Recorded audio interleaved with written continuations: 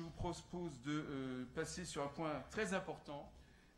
C'est notamment à la veille de la journée des femmes. C'est le rapport annuel que nous devons produire en matière de situation d'égalité entre les hommes et les femmes sur le territoire. Alors, je ne vais pas rentrer dans le détail. On a un ordre du jour qui est chargé. Simplement, ce rapport met en évidence les points saillants suivants. Au sein des effectifs de Metz Métropole, le taux de présence féminine est de 41%, ce qui est inférieur au taux moyen évalué sur le plan national pour la fonction publique territoriale, 61%. Ce qui là est expliqué évidemment au sein de nos effectifs par la filière technique, qui est particulièrement importante s'agissant des agents de sexe masculin et particulièrement au pôle gestion des déchets. Les femmes sont très majoritaires en revanche au sein de la filière administrative, surtout dans les catégories B et C, 88% pour les deux catégories, alors que les hommes sont très majoritaires au sein de la filière technique, je l'ai dit, 62% au sein de la catégorie A, 73% au sein de la catégorie B et 90% au sein de la catégorie C. La conciliation entre la vie privée et la vie professionnelle est une préoccupation des femmes pour l'essentiel, quelle que soit la filière concernée. Elles sont majoritaires parmi les agents à avoir choisi le temps partiel et à déposer des congés pour enfants malades afin de décliner l'envie de solidarité affichée par notre projet de territoire. Nous veillons dans l'exercice quotidien de nos compétences statutaires à favoriser par le mieux vivre ensemble, qui se traduit notamment par le respect de l'égalité entre les femmes et les hommes. Ainsi, l'axe 2 du contrat de ville de contrat 2015-2020 de Metz Métropole, renforcer l'inclusion et la réussite des habitants, comprend un objectif stratégique visant à favoriser l'égalité femmes-hommes, de même au niveau de la commande publique. Nous sommes donc en devoir de faire preuve d'une vigilance toute particulière pour faire en sorte de faire respecter la mise en œuvre de la loi s'agissant des dispositions relatives à l'égalité professionnelle entre les femmes et les hommes. Voilà, pardonnez-moi, mesdames et messieurs, j'ai été contraint de raccourcir un peu mon rapport, mais s'agissant de l'égalité hommes et femmes, tout va bien. Il suffit de constater que nous avons une directrice générale des services à côté du président. Voilà, c'est pour résumer. Hein. Voilà, merci. Est-ce qu'il y a des questions? Madame Nicolas, Madame Kossik. Madame Nicolas, vous avez le micro. Et Madame Sagrefena. Ah oui, j'ai oublié de parler de la crèche. Alors, allez-y. Merci, Monsieur le Président. Comme vous l'avez dit, demain, 8 mars, nous fêterons, comme chaque année, et pour de nombreuses années encore, je le crains, la journée de la femme. Moi, je le crains.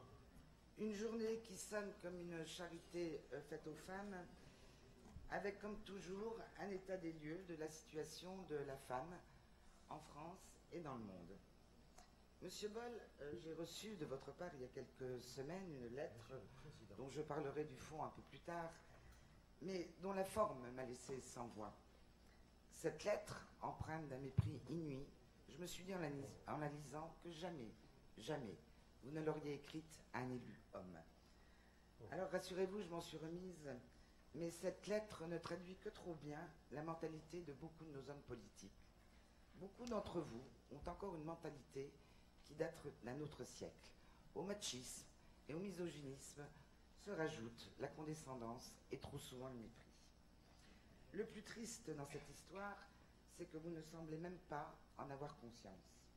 Alors aujourd'hui, vous nous présentez un rapport en matière d'égalité sur la situation entre les hommes et les femmes sur votre territoire. Pensez-vous sérieusement que ce genre de rapport, obligatoire certes, mais qui terminera dans un tiroir, puisse influer en quoi que ce soit sur la reconnaissance de la femme dans le monde professionnel? À l'instar d'un agriculteur qui compte ses vaches dans son pré ou ses poules dans son poulailler, vous comptabilisez la jante féminine dans vos services. La belle affaire. Nous voilà bien avancés. Ce n'est pas de ça dont les femmes ont besoin. Elles ne demandent pas à être décomptées. Elles demandent à compter dans la société et être reconnues à leur juste valeur et, si possible, payées à leur juste valeur. Alors, si vous voulez vraiment faire bouger les lignes et aider les femmes dans cet éternel combat, donnez, messieurs les élus, l'exemple. Commencez donc à faire évoluer vos mentalités, vos comportements vis-à-vis des femmes. Et à cet égard, messieurs, je suis désolée de vous le dire, vous avez encore du travail à faire sur vous-même. Je ne désespère pas, mais je commence à trouver le temps un peu long. Je vous remercie. Bien, écoutez, madame, vos propos me laissent sans voix, donc je ne réponds pas, tellement ils sont empreints d'une sorte de condescendance inadmissible. Et à mon tour, madame, bien de vous demander de bien vouloir m'envoyer un courrier d'excuses. Voilà. Madame Kosic. Et je ferai une copie à ceux qui le veulent de ce courrier, qui n'a rien de condescendant, qui n'a rien... Je suis respectueux. Je pense que vous pouvez tout me reprocher, sauf de ne pas être respectueux avec qui que ce soit, car je respecte tout le monde ici. Et on peut me faire tous les procès du monde, vous ne viendrez jamais faire ce procès-là. Voilà. Je suis comme je suis, et j'en suis fier. Madame Kosic, c'est à vous. Et Madame Nicolas, je vous demanderai la prochaine fois une lettre d'excuse. Merci. Monsieur le Président, chers collègues, il n'y aura plus d'inégalité homme-femme dans le monde dans 118 ans, titré un hebdomadaire national. L'écart économique entre les gens s'est légèrement réduit au cours de la dernière décennie, mais à ce rythme, il faudra encore plus d'un siècle pour le combler, indique un rapport du Forum économique mondial publié en novembre 2014. Vous l'avez dit, Monsieur le Président, c'est donc la loi du 4 août 2014 qui d'ailleurs permet des avancées importantes, notamment puisque cette loi fait de l'égalité une politique publique transversale qui implique aussi l'État et les collectivités locales. Le champ des politiques publiques est désormais défini, il concerne l'État et toutes les collectivités, et dans les collectivités de plus de 20 000 habitants se tiendra un débat annuel sur l'égalité. C'est bien ce qui nous est proposé ce soir. Je voulais au préalable remercier les services du rapport qui a été réalisé, parce que ça nous permet effectivement de mieux connaître certaines réalités. Parfois d'ailleurs on enfonce des portes ouvertes, mais également on met fin à certains stéréotypes. Ainsi, effectivement, nous apprenons, le Président l'a dit, que le taux de présence féminine, notamment dans la fonction des catégories C, est légèrement inférieur au taux national. Alors certes, c'est l'exercice de la gestion des déchets, notamment, qui crée ce déséquilibre, au travers, bien sûr, de la forte présence des hommes dans la catégorie C. Ceci dit, on peut imaginer que l'évolution technique de ces métiers, notamment grâce à la mécanisation, pourra permettre, un jour, une certaine féminisation de cette filière. Le raisonnement doit être le même pour la filière administrative, ou à l'inverse, ça n'étonnera personne, 88% des agents sont des femmes. Parce que je crois que le concept d'égalité s'appuie sur la conviction que la mixité apporte une valeur ajoutée, quel que soit le métier et la filière. Les femmes sont d'ailleurs bien représentées au sein de l'encadrement supérieur. Elles sont par ailleurs moins malades que les hommes et elles se forment davantage. Quand on écrit la conciliation vie privée, vie professionnelle est une préoccupation des femmes pour l'essentiel, c'est vrai, mais c'est surtout vrai parce que les tranches d'âge de plus de 45 ans sont encore majoritaires dans les effectifs. Je pense que cela ne prend pas forcément en compte l'évolution qu'on peut observer aujourd'hui chez les jeunes couples trentenaires, où le nombre de pères qui souhaitent s'investir dans la vie quotidienne des enfants est en nette augmentation. Encore faut-il que le regard social porté sur les hommes souhaitant provisoirement s'investir davantage dans la vie familiale ne soit pas un regard négatif. Or, il est du devoir de l'employeur, avec les partenaires sociaux, de favoriser cela. Et c'est vrai que la faible présence des femmes dans les instances paritaires peut être un frein à l'évolution et donc à l'égalité réelle. Comment donner envie aux femmes de s'investir davantage dans les instances représentatives du personnel? Mais au-delà des questions et des constats, vous nous proposez un plan d'action qui prend en compte une volonté d'améliorer l'égalité dans les recrutements, dans la gestion de la carrière professionnelle, dans la formation, dans la gestion du temps. Et ça, c'est une vraie avancée qui nous permettra, sans doute, je l'espère, de ne pas attendre 118 ans pour avoir une communauté de travail plus égalitaire. Merci. Madame Sagrafena.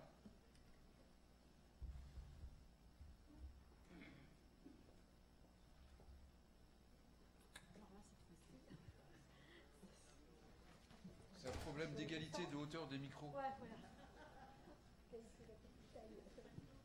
C'était pour Patrick, mon ami Patrick. Mais ça vous permettra de prendre de la hauteur. Monsieur le Président, chers collègues, alors ce rapport annuel sur la situation en matière d'égalité entre les femmes et les hommes sur le territoire de Metz Métropole met en évidence des points saillants que j'ai repérés. Un premier point, c'est le taux de présence féminine qui est de 41% sur l'agglo et qui est inférieur au taux national, 61%. Alors écoutez, Monsieur le Président, il y a deux réponses possibles. Soit vous encouragez l'emploi féminin sur des filières dites masculines, c'est ce qu'a avancé tout à l'heure Madame Kossik, soit vous créez un service public plus spécifiquement féminin que je connais bien, c'est-à-dire le service petite enfance. Et je peux vous assurer d'expérience. Ça, c'est ce qu'on appelle une capacité de rebond bien féminin, et c'est très bien. Que vous réussissez ainsi sans difficulté, Monsieur le Président, le taux de présence féminine sur Metz Métropole. Il y a un deuxième point aussi que j'ai repéré, c'est la préoccupation des femmes pour une meilleure conciliation vie privée, vie professionnelle. Les femmes sont aussi majoritaires à travailler à temps partiel et à déposer des congés pour les enfants malades. Là encore, Monsieur le Président, chers collègues, j'ai une proposition toute simple à vous faire. Une solution clé en main. Non. Achetez des berceaux à la ville. Achetez des berceaux à la ville pour votre personnel communautaire, pour les mettre dans les meilleures dispositions, pour travailler avec un esprit libre, serein. Achetez des berceaux, comme l'a déjà fait la ville de Metz pour son personnel municipal, mais aussi la région, l'armée.